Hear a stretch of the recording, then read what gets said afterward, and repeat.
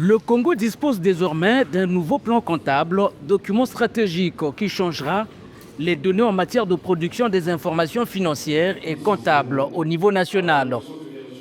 La tenue de cet atelier témoigne de la volonté du ministère du Budget, des Comptes publics et du portefeuille public de mettre en exergue cet outil qui concourt à l'amélioration de la gouvernance publique. Ce nouveau plan comptable permettra à l'État, sans nul doute, de produire une information financière et comptable de qualité susceptible de renforcer sa crédibilité vis-à-vis du citoyen, du Parlement et des partenaires techniques et financiers.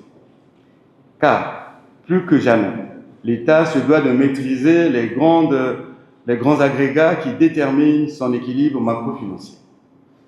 Et ce, d'autant plus que la valeur nette qui constitue un des indicateurs significatifs de l'évaluation de la soutenabilité financière de l'État à court terme intègre l'ensemble des actifs, y compris les actifs naturels, à savoir les forêts, les gisements, les limites de mines, le plan d'eau, etc.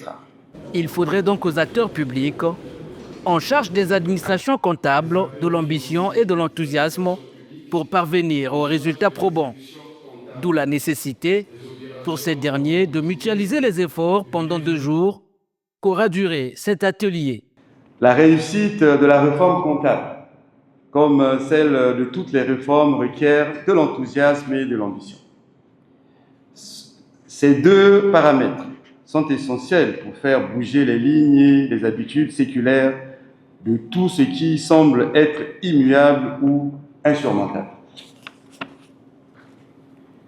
Il faut donc faire preuve de courage, de fermeté pour surmonter la peur et l'échec, voire peut-être le refus d'adhérer aux changements qui s'imposent aux États en ce début du XXIe siècle. Ludovic Ngatier mise également sur la qualité des ressources humaines sans lesquelles aucune réforme ne sera possible.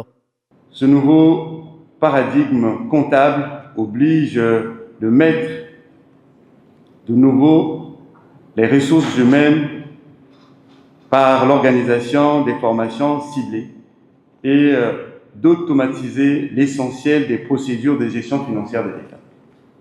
Cela dit, je compte sur l'assiduité de tous les participants en vue d'une totale appropriation de ce nouvel outil de travail. Ce nouveau plan comptable intègre le basculement en mode budget-programme, une réforme entrée en vigueur depuis janvier dernier.